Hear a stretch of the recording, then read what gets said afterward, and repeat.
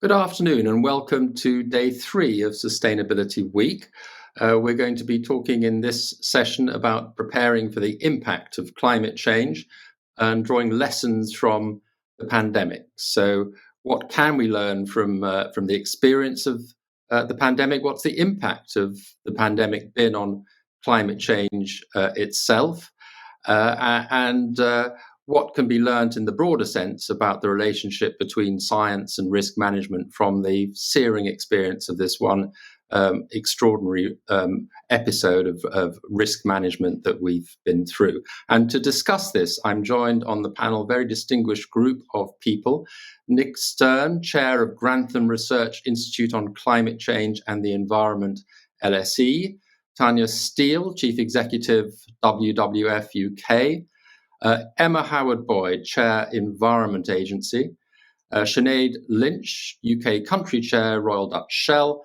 And Kevin Petty, Director of Science and Forecast Operations and Public-Private Partnerships with IBM's The Weather Company. Welcome to all of you.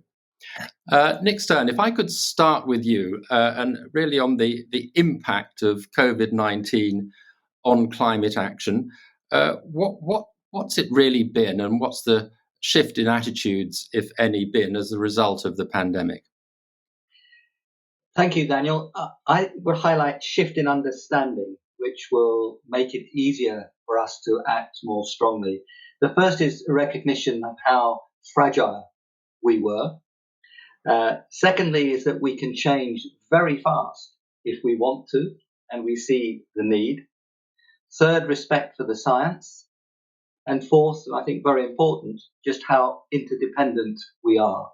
If we really draw those 4 lessons strongly, then I think our action on climate will be much more effective.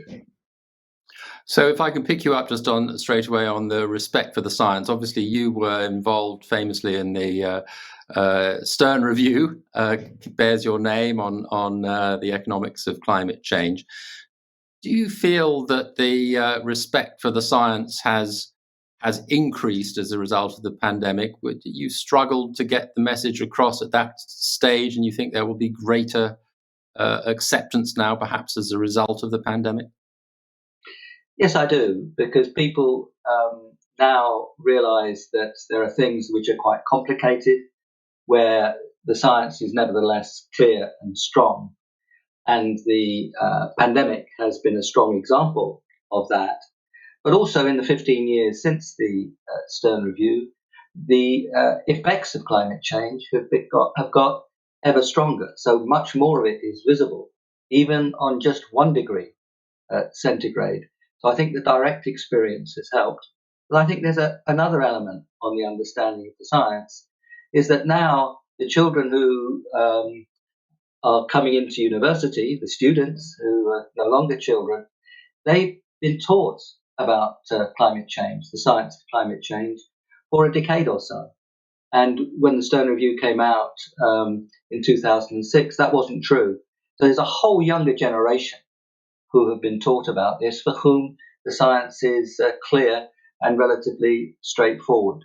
And I think, of course, that has spilt over from the young to the old. And I think on the whole, the communication from the scientists has improved tremendously in the last 15 years. So we're in a different position now. But the pandemic has helped the respect for the science, because people realize that these things can have very big consequences and they've got a scientific basis. It's quite, you mentioned the communication. It's an intriguing one, that, isn't it? Because you find scientists in this pandemic have had to become sort of media personalities, and their communication skills have become really almost as important as the science itself, the knowledge itself. Absolutely, and I've been involved in a group in the Royal Society, which, that our premier science organisation in the UK, and they're thinking about the issues of communication more and more, and indeed setting up fellowships around scientific communication. That is going to be extremely important. But of course, it helps very much if you have young people who've been properly educated. And I think in this particular area of climate, the younger people have been much better educated than before, and they are already much better educated than the older generation. Tanya, can I turn to you? And what lessons do you draw from the impact of the pandemic, applying them to climate action? Well, it's been a really prescient period. It's been a horrible dress rehearsal, if you like, for what potentially could come. I think it was Mark Carney that wrote actually in The Economist, we cannot self-isolate from climate change. And when we look at the scale of the science that Nixon has outlined, this isn't a small probability. We are already in a warming world. So whilst we've lived through an incredibly tumultuous period, and I think there's been a great deal of learning both at governmental level, actually businesses just looking at the vulnerability of their supply chains, their ability to move products across borders, their ability to survive, that has shone a very, very powerful light on indeed the need to change for what could and perhaps would inevitably be a greater series of shocks. And I think importantly, it's moved from a dialogue that at times has sat at governmental level. There's any range of climate change panels, UN General Assembly sessions on this. And that's critical because that's about creating the framework, if you like, and sometimes the legislation for success. But to see the growing concerns from citizens, not least in terms of how they would now like us to come out of the pandemic, this isn't just about stimulating the economy. They want to see a safer and more secure society. They absolutely do want to see a response to climate change. But importantly, I would say one of the big game changers in this is businesses in terms of seeing the risk, the risk discussions that have sat around their boardroom, vulnerabilities they didn't even dream imagined, that could be magnified many, many times over in tackling climate change. And they have ultimately a responsibility to their shareholders, but you would hope to a greater degree to employees and indeed to citizens of the world as well. So let me pick you up on that business point, because I think that's intriguing. I mean, I think we're going to hear it again and again. This isn't one sector of society or indeed of the world. This is a sort of integral, holistic thing. But as far as business is concerned, do you see, as a result of the pandemic, partly anyway, businesses becoming more serious about integrating plans for climate action, carbon neutrality by 2050, that kind of thing, in a much more profound and scientific way, if you like, than in the past? Or is this still only very early days? I think we're seeing a very, very big start. I mean, this ultimately is a very important year and backdrop. The climate change conference that the UK is hosting in Glasgow later on this year has been very much part of it's the next leg of the journey in terms of all the commitments that were made in Paris in 2015 about, what's the action plan and indeed the ability to deliver against those commitments. So that's there as a backdrop. But businesses were being encouraged as part of this climate change conference, I think, having suffered some of the shocks from the pandemic, both at board level and operational level, there's a greater examination of the risks that they face as an organisation. So on some levels, it's enlightened self-defense. That's important. It's also, though, about good business and how you can ensure that you can operate successfully. We all consume any range of products on a daily basis, and I think that consumers want this, and indeed governments want this for both a secure and stable society in the future. But just the sheer number of organisations that now are setting up and signing up to net zero targets, they are looking to follow science-based targets. We know what doesn't get measured certainly does not get managed or indeed delivered. So it's encouraging. But in truth, there's still a long way to go.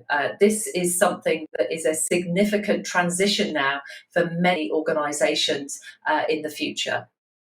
And do you think, just to pick up that point, that it's encouraging, do you think that the pandemic itself has pushed things along in that direction, that the risk management awareness has become that much greater as a result? Unquestionably. I mean, the conversations that I've had in a range of boardrooms through this time period, albeit virtual boardrooms, the conversation has unquestionably tightened and accelerated in and around this. And from a governance perspective, corporate boards have to look at their risk profile and unquestionably consider what on earth are they going to do to tackle it. And I guess the sheer learning of COVID and the pandemic is the scale of the impact. This wasn't just, one piece of a supply chain or one country setting or even one set of commodities or offers. It was the whole lot. And I think that's what has really brought this into sharp relief. Climate change isn't going to happen in one state or in one country or hit one supply chain or one set of commodities. Climate change is all encompassing. And hence back to the very awful example of it. It's been a really horrible and painful dress rehearsal for what scientifically at the moment is and importantly, everyone needs to tackle that. Sinead, if I could come to you on, obviously, you are sitting in the boardroom, you see this thing from firsthand, you're even from an industry which is sometimes, very much in the spotlight as being part of the problem rather than part of the solution. So how does it look from where you sit, and how has the pandemic played into this? Yeah, no, thanks, Daniel. So I agree. COVID has impacted everything, and climate action and businesses' response to that it's no exception. I think the shocks that we've seen, Nick talked about some of the fragilities in society, in business. Absolutely, we did maybe appreciate for the first time in certain areas that our supply chains are more just in time delivery than we had and maybe understood. And I think even beyond the business side of things, as individuals, we've learned that how quickly the lives we take for granted can change. And so absolutely, I think my industry in particular has been thinking about climate change and thinking about the role we need in it for some time. But I think it was positive that climate change was already pretty high on the societal agenda. We were seeing investors and civil society and school children all looking for more urgent action. So the thinking was already, I think, in play around, well, how do we accelerate our transition there? But no doubt what has happened externally as in the response to COVID has only accelerated, I think, action. So I think you could imagine an outcome where a lot of the energy and efforts went into the short and medium term economic recovery. And that has happened, of course, but we're also seeing some resolve from countries to commit to net zero and to build back better. And I think that means that, for us within the energy sector, we've been pretty vocal in our support for that approach, but because we see the absolute need to build the foundations for a net zero world, and when governments take that intent into bolder policy decisions, like I guess in the UK, close to home, ending the sales of new petrol and diesel cars, but that has given business confidence to accelerate some of plans around investing in e-mobility, and you see businesses responding, right? Over I think 1,000 businesses globally, despite the economic climate, and that's not been easy, have made net zero commitments, including my own company. And we did think twice, do you come out in the middle of a pandemic to talk about a net zero target? But actually, we concluded it's more critical than ever to do that and to start making some of those changes that are going to be needed for that longer term transformation and decarbonisation of the energy system and of us and the role we play in it. So, but I want to probe a little bit about how much of this would be happening anyway, and how much has really been prompted, accelerated, encouraged by COVID-19. So, from where you sit, seeing these sort of conversations in the boardroom taking place, what's your answer to that? Did you see a real change in pace, in seriousness, because everybody was focused on really major risk, or was it ticking along in the background? As you say, these plans were already being laid before. Well, everybody has their own kind of angle of incidence on this. I think from what I had seen, it was less about response to the risk and the outcome of this particular risk, which absolutely took us by surprise for sure. But the risk of climate change, I think we'd been assessing for quite some time. It was more about, I think, societal's response to the manifestation of what happened through COVID. So I think that's something we've Tanya mentioned a little bit. We've seen people in society demand that we build back differently, that we'd make faster action on climate change. We see our customers demanding more in terms of low carbon products. A lot of those businesses that have committed to net zero are our customers. And if they make a commitment to transform their business to net zero, that means that demand for more carbon and zero carbon products increases. And that means that we move swifter to invest into some of those areas. So for me, and likewise, we saw government stepping in more voices around policy, and again that allows us to accelerate our action. So it wasn't one, it was less about the fact that we had a pandemic. It was more about government and societies and individuals and businesses' response to that pandemic, which I think has catalyzed change for us. I'm sure that's a theme we'll come back to, but I want to come to you, Emma Howard-Boyd, to talk about your perspective on the pandemic and its impact, because in a sense you've been very much involved in immediate sort of disaster, particularly flooding issues, where there's already been a clear and present problem, as it were. What difference has the pandemic made to this, and to the what lessons can be learned from it? One of the things the pandemic has done is shone a spotlight on the need to prepare for climate shocks. Over recent years, whether you're in the UK or around the world, we've seen ourselves flip-flopping from different types of weather events. In this country, it's been too much water, and then almost immediately into periods of too little water as well. So whilst it's been fantastic to see governments and businesses and investors make commitments to net zero and really see that acceleration that Sinead's been talking about, the race to zero, I've been really pleased to see how we've come together to start racing to resilience, the preparing for climate shocks, but also in conjunction with that, racing to raise the trillions of dollars that is going to be required to respond to the climate agenda and nature recovery agenda. And I think that is where we can see the pandemic, the response to the pandemic, the recovery agenda, and the climate change agenda get very close together indeed. But isn't there a bit of a problem there? I mean, yes, the awareness is up, but then so are the stresses and strains on the financial system, on spending enormous amounts of money, going on keeping the economy going. So the kind of resilience you're talking about is going to need yet more spending, and yet you're going to be in competition with other very worthy demands on the public purse. And indeed on very stressed private companies as well. So how does that play into it? Do you think you're going to get the priority that this deserves in the pecking order of needs?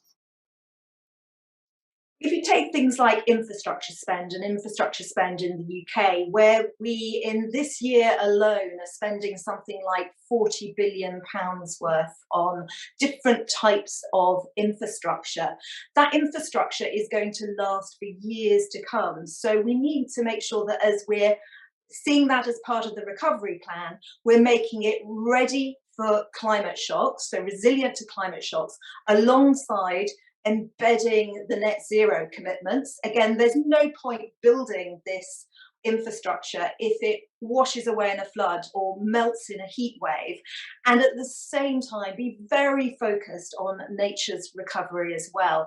For a lot of our work at the Environment Agency, where we're looking specifically at flooding, we need to make sure we've got a mixture of grey infrastructure, but also green and blue infrastructure. So working with nature to build that resilience, and at the same time make sure that we're recovering from nature's decline.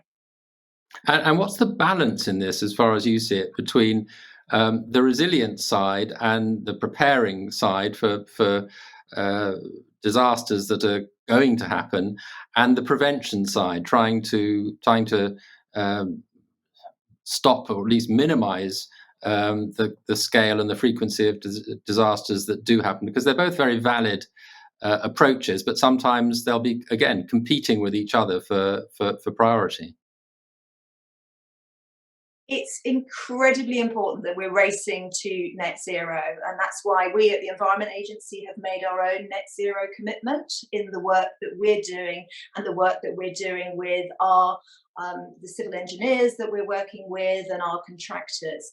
But we know that at the same time that we need to be focusing on building in resilience, adapting to climate shocks. So the two have to go hand in hand, and I think it's that point that is being increasingly recognised by the investment community and the business community, that we've already seeing the impacts of a changing climate at 1 degree. We know that we have to reduce emissions as quickly as possible, but we have climate change locked in for a couple of decades, if not longer, regardless of how quickly we're reducing our emissions. So the two have to go hand in hand and be seen very much in lockstep with each other. Kevin Petty, if I could turn to you, your impressions of the impact of the pandemic, and also perhaps your response to some of the remarks of the other panelists here, and whether you agree or disagree with the points you've been hearing. Yeah, absolutely, Daniel. Thank you. I think first and foremost, I agree with my colleagues here in that the pandemic has taught us so much. There are so many lessons learned. Specifically, in order for us to respond to climate change, we have to do that in a sustained and coordinated way. And we cannot continue to rely on a small group of companies or a limited number of countries in order to facilitate an effective response. In terms of something that Nick brought up earlier, I'd like to reflect on, and that's the trust in science. Where I am in the United States, we've had a slightly different experience there. And what we're really going to have to do is rebuild that trust in science. And part of rebuilding that trust really comes through how we as scientists communicate what we know about climate change and the actions that need to be taken. And we've lost a bit of that trust in the States through the last administration. I'm really excited about what the new administration in the U.S. holds as it relates to really leaning in on some of the scientific bodies and allowing us to reach out to the public and build that trust back up. I would also say another key lesson learned from the pandemic is that we need to pay attention to those most vulnerable populations. Again, we've seen disproportionate impacts on different parts of the population. And that's something that we will see as a result of climate change. And how do we address that? Those are going to be some key topics as we move forward. I obviously, the point you mentioned about the trust in science is an absolutely key one. And isn't it a concern that the politicization of this issue, particularly climate change, is also very intense in the United States? The United States is going to be a key country for it. So what can be done to overcome that? Because just as the pandemic became highly politicized over, for example, the issue of mask wearing, climate change is already a deep divide between the big political parties.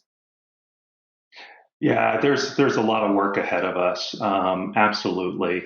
But I think some of those challenges that you mentioned can be overcome, and they really have to be overcome by looking at the science. We cannot dispute the science, and we see what's happening through climate change.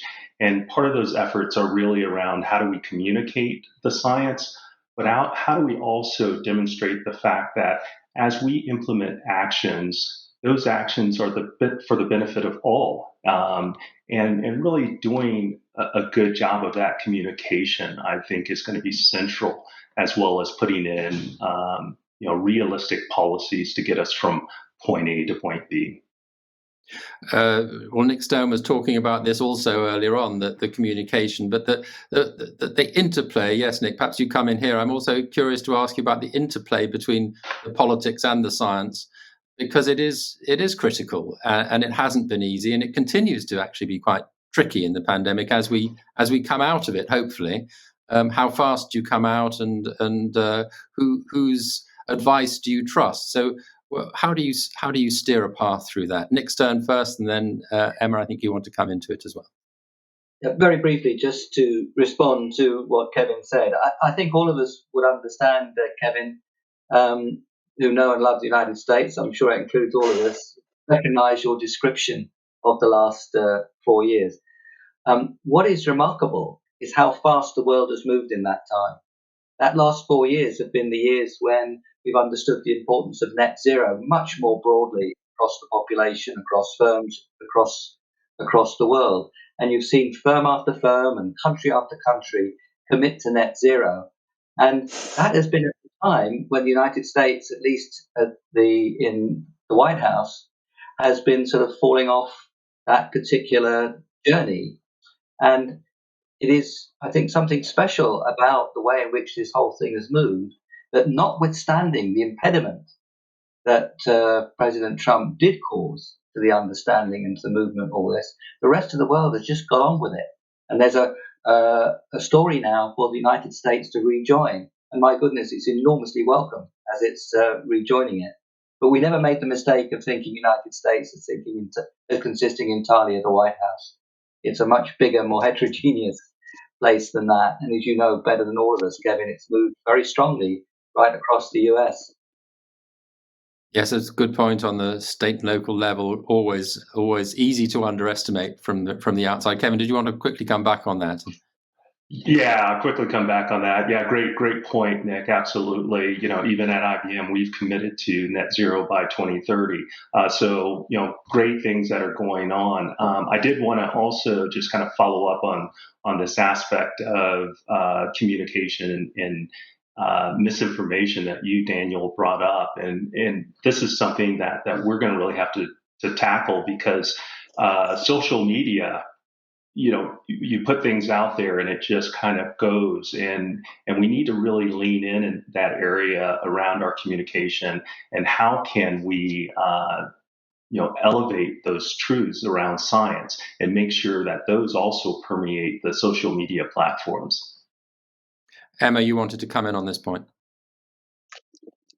Yes, so the whole communication of science, we have a joint venture, the Environment Agency, with the Met Office, focused on flood forecasting, and that is enabling us to get information out there earlier, often working with the weather channels, the way the weather is being communicating through the television. We've also in this country got very used to seeing our chief scientists and members of his team at daily briefings for the coronavirus. So again, with the UK hosting COP26 this year, I think there's a real opportunity to see what we can do about climate science, and given that a really good platform as well, so that the general public really does understand what is going on. And then going back to weather-related incidents, working with social media platforms, other ways of warning and informing. We've seen in different parts of the world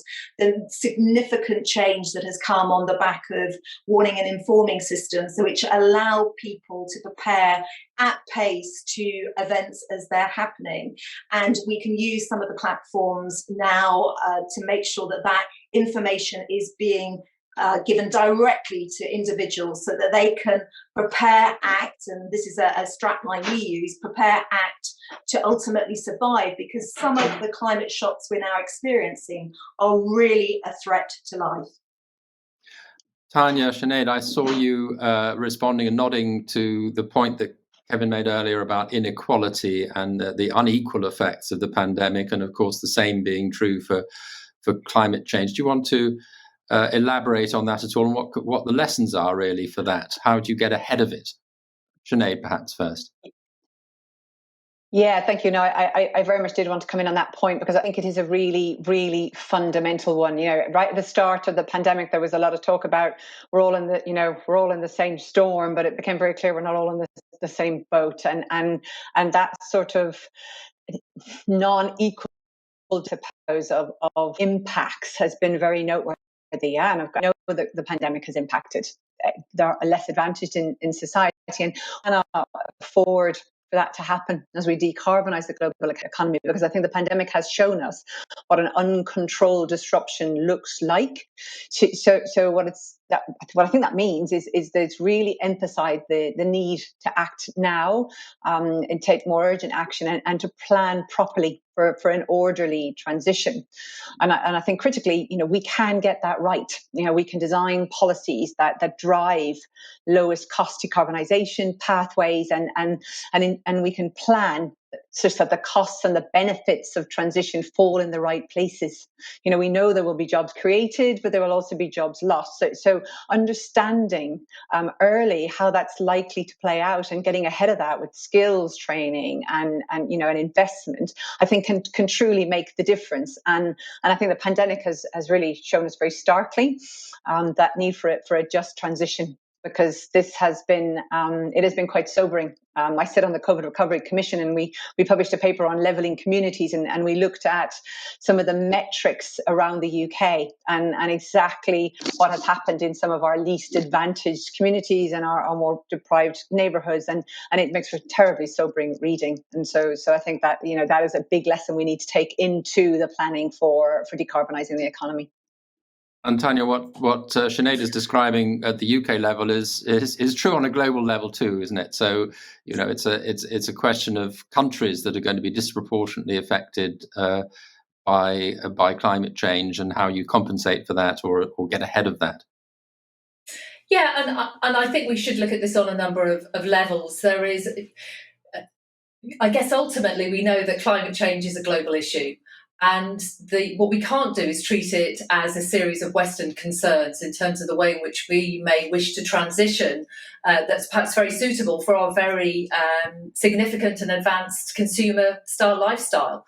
And realistically, how do we ensure that appropriate levels of investments are underway to enable, I wouldn't just say transition, but some of it is about leapfrog.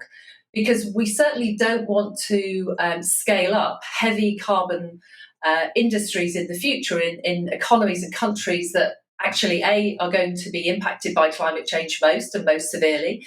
And what's the opportunity to invest in some of that leapfrog, if you like, for green jobs, green futures, without effectively putting more carbon intensity in the system? And I think that, for me, is actually a very important issue. We talk a lot about just transition, but actually, I think some of that just transition is about a greener and cleaner future in those environments, as opposed to rapid carbon, footprint increases in some of those emerging economies.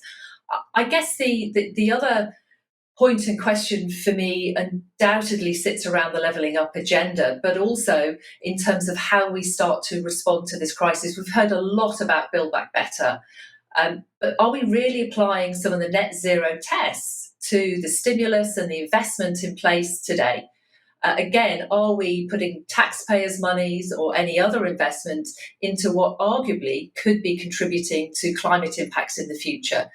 Now, as ever, this isn't always black and white. There is a little bit of grey in here from a practicality perspective, but we certainly don't want to invest in technologies or activities that ultimately we need to be decommissioning within this decade as well. So for me, I think there's a series of facets, both in terms of what's the nature of that investment from a levelling up point of view, but actually how do we ensure, to Emma's point earlier, that we're putting in place infrastructure and investments that actually isn't going to damage us in the future as well. I think that perhaps speaks to one of the questions we've had in, which is an aspect of this at least, which is what are the biggest opportunities in sustainability post-COVID? No, you just talked about how it might be done wrong, but done right, what are the opportunities? So Nick, I mean, all this talk about Build Back Better, is this for real? Is this a big opportunity? It certainly is a big opportunity. The drive to net zero is the growth story of the 21st century. In the short run, we're in desperate need of an investment-led Keynesian recovery in the face of low demand and unemployment around the world. So the right kind of investment will drive us out of this. What we don't want is a great big consumption boom. This has to be led by investment.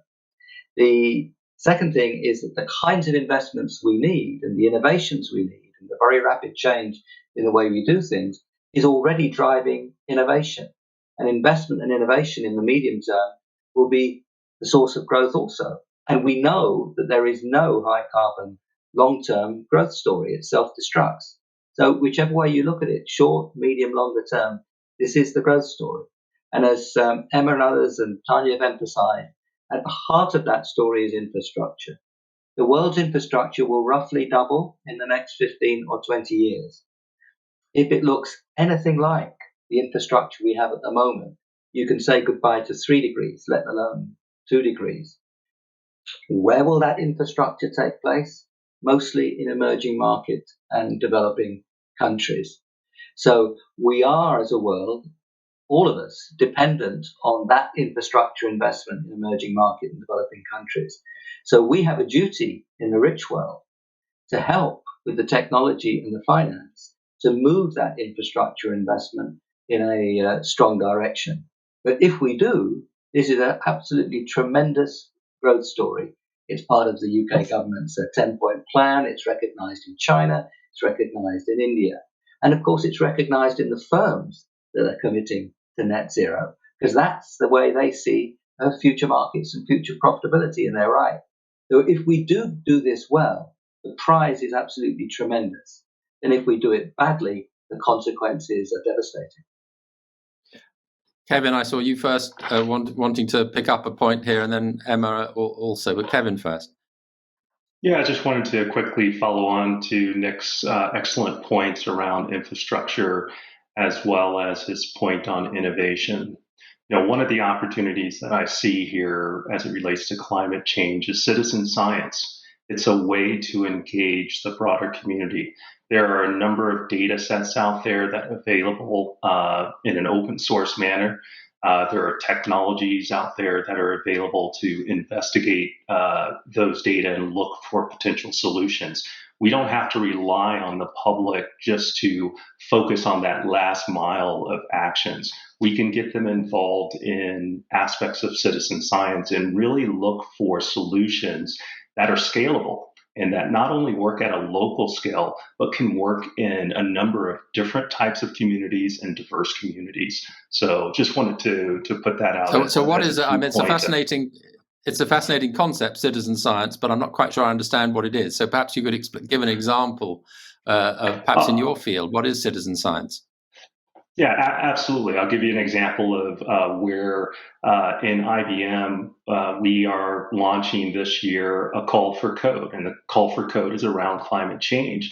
And through this effort, we bring together hundreds of thousands of developers from all over the world to tackle problems around climate change, such as water management, food scarcity, and other topics. And really doing projects like that and efforts like that to bring together people that may not be focused on those problems or may not have access to the technology or data, and putting that out there in an open source environment and letting them really engage at all kinds of levels. And then even beyond that, having programs where at the community level, people can deploy instrumentation to measure their own environment and really kind of lean into some of the different programs that are out there to tackle issues around climate change. So there are a number of different options out there, but those are just a couple of examples.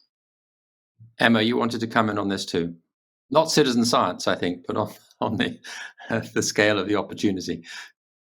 But Kevin's point about using data, I'm involved in various initiatives using geospatial data, which can help us tremendously on both the net zero, the preparing for climate shocks, the nature recovery agenda as well. So joining up different sectors' activity, particularly with investment, could be really, really helpful. But I wanted to make a point about adaptation and resilience. I've been part of the Global Commission on Adaptation, which was set up a couple of years ago and co-chaired by Ban Ki-moon, Bill Gates and Kristalina Georgieva.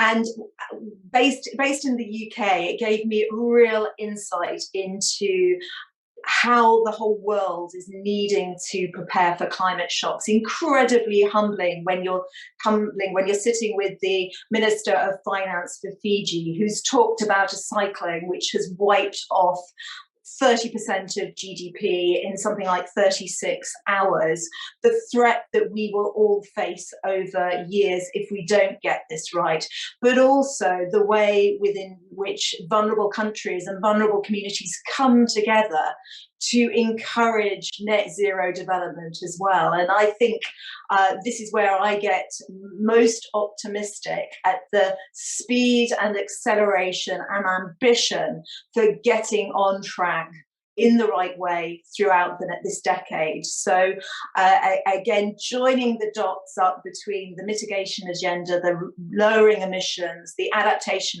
and resilience agenda, and making sure that nature is at the heart of this recovery and this race. Thank you. Let me put to you all a question which I think is a good one, because it goes right to the core of our theme, is what do you think is a key trend in sustainability in a post-COVID world that we might not have seen without COVID? In other words, what has really potentially changed as a result of COVID? Because a lot of what we've seen is important, but it's a sort of more of an acceleration or a heightened awareness. Can you point to anything that actually wouldn't have happened without COVID? Nick Stern, you wanted to come in. Yes, two things, if I may. One is the kind of thing we're doing now, how quickly we can change if we really have to, and how that has cut right back on travelling.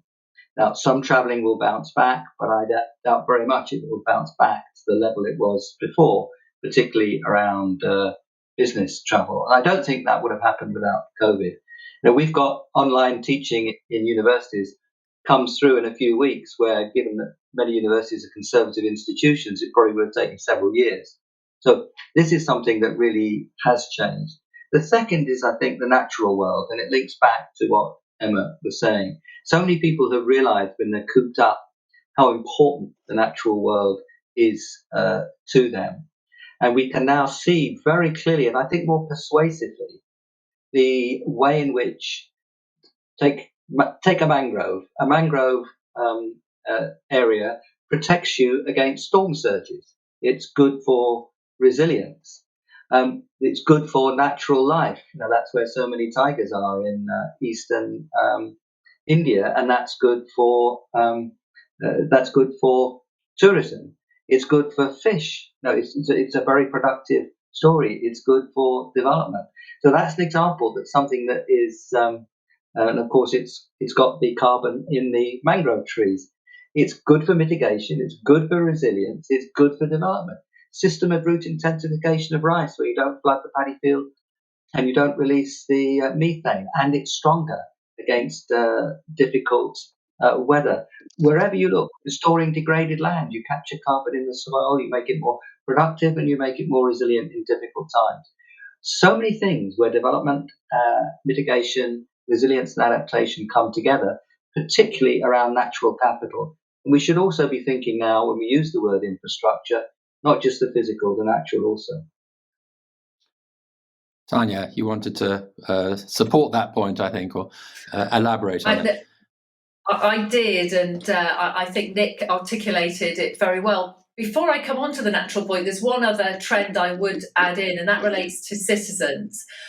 I think citizens certainly have been really very willing to get behind some incredible changes to our lifestyle, very difficult changes to our lifestyle, but in order to accomplish a greater good. Now, I know we've all been living in very extreme circumstances, but that for me is a huge shift. And I know that any range of business and political leaders have been very concerned about that citizen shift. How might they encourage, support consumers to live and steward their lives in a different way that would help us to reach, these much greater goals to tackle, climate crisis that we face. So that for me is actually very positive. I think we can be very heartened.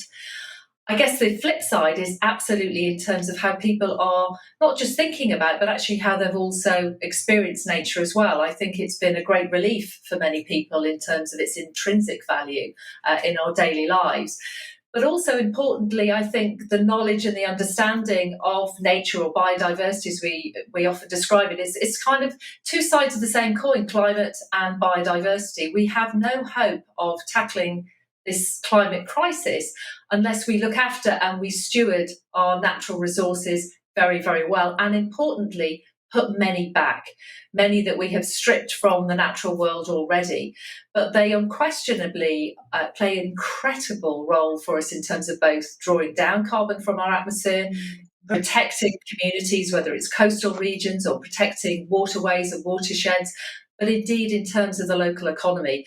We've often said that, Amazon, the company, has a greater valuation than Amazon, the rainforest, until the Amazon rainforest is cut down, stripped of its resources, the timber sold and the land converted for, cattle pasture or commodity development. It's important that we actually do start to value in the right way the nature and indeed the very precious natural resources that we have.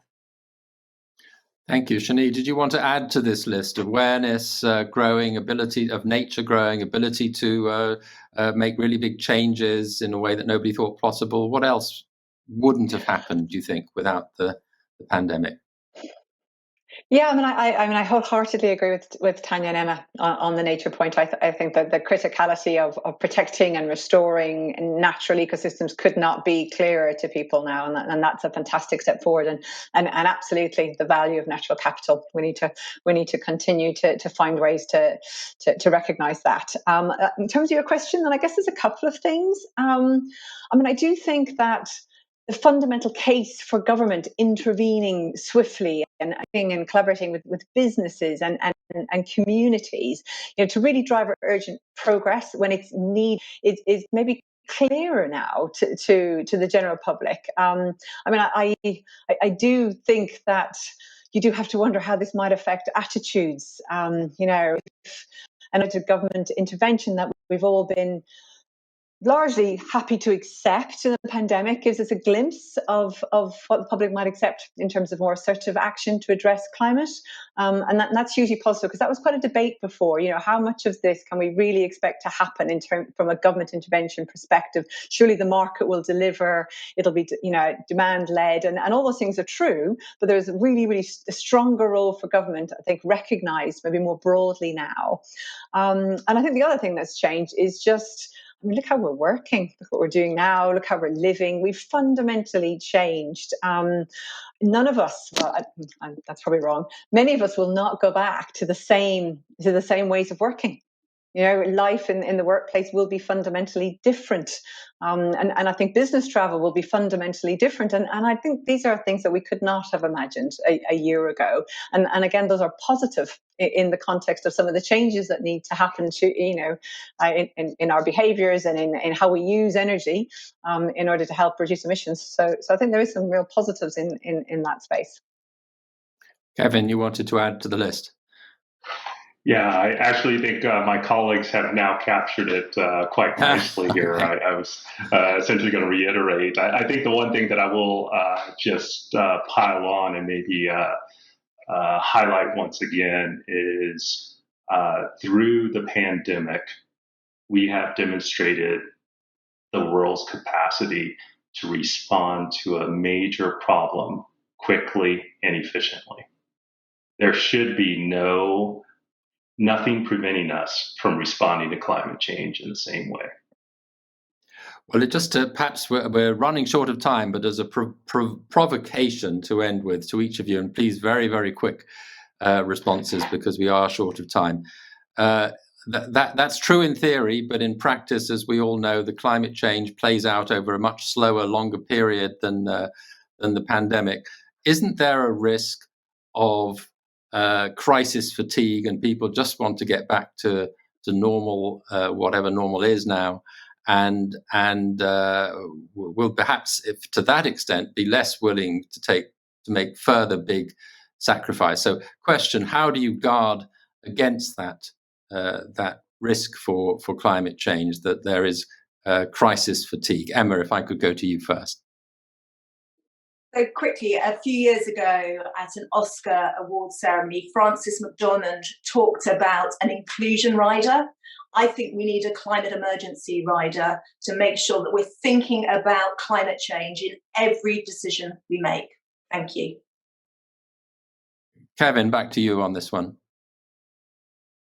Yeah, I would only say, just adding on a little bit there, is that we need to build our actions into our daily lives where it is not even a thought process. It's just something that is automatically done on a daily basis. And those types of actions, if they're just built into what we do on a daily basis, will go a long way and won't lead to that crisis fatigue as you described.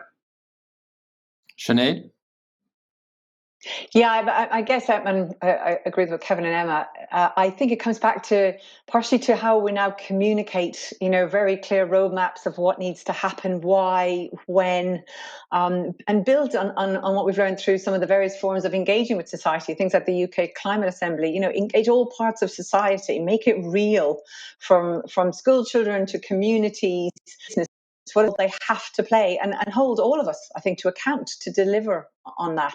But this has to feel tangible at an individual, neighbourhood and a community as well as a regional and national level. So it's about permeating the actions required right across society. Tanya? I think the science is there. It's compelling. We are in a warming world, and this is about an action plan, and this is about mainstreaming effectively. And let's be very careful. It's important that citizens are engaged and are involved, but actually there's a big job to do now. And I think the really big job sits with business and it sits with government. And I think citizens will welcome this shift and change, and to see this action plan move in a way that we know we won't face really devastating crises and shocks for the future. Nick, final word to you. My point follows very much from Tanya's. Invest and innovate. We've got to drive out of this world recession through investment and innovation. More investment, but of a very different kind than before, and then those benefits will be there for people. Well, thank you very much. We covered an awful lot of ground in a relatively short space of time. I think there's been a sort of common message that there is a lot to do with preparedness, for communication, from bringing in the science, and that on the whole, I hear an optimistic message that lessons will have been learned from the pandemic. A lot will have been galvanized by the pandemic.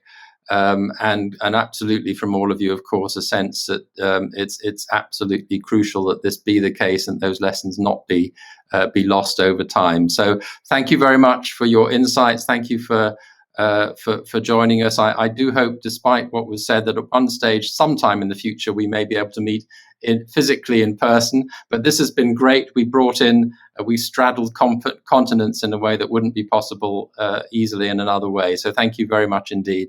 And do please stay tuned for a presentation by Nomad Foods.